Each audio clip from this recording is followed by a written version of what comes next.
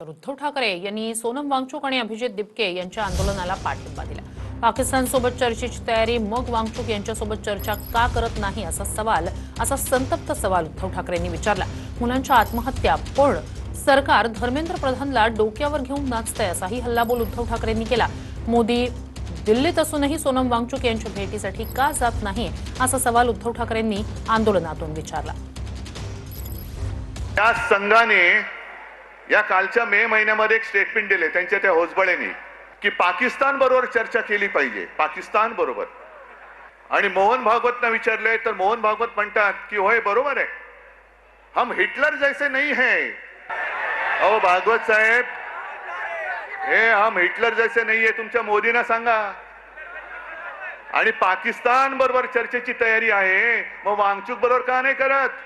सोनम वांगचुक यांचे वडील सुद्धा, त्यांनी सुद्धा उपोषण केलं होतं। माहिती आहे तुम्हाला किती जणांना? कोण गेलं होतं त्यांच्याकडे बोलायला?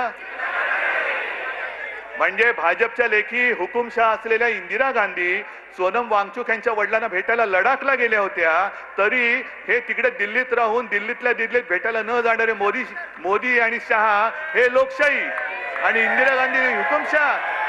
मोदी सरकारची जी घोषणा आहे, मुलगी शिकली, प्रगती झाली, अरे पण शिकून परीक्षेला गेली आणि पेपर फुटला, तर ती मुलगी आत्महत्या नाही करणार? मुलगा आत्महत्या नाही करणार? मग एवढ्या मुलाने आत्महत्या केल्या तरी एक धर्मेंद्र प्रधान तुम्ही डोक्यावर घेऊन नाचताय। मग धर्मेंद्र प्रधानला असं काय सोनं लागलेलं आहे? अण्णांच्या वेळेला जसं मनमोहन सिंग सरकारने लगेच 4-5व्या दिवशी दूध पाठवला होता, का नाही पाठवला मोदी सरकारने?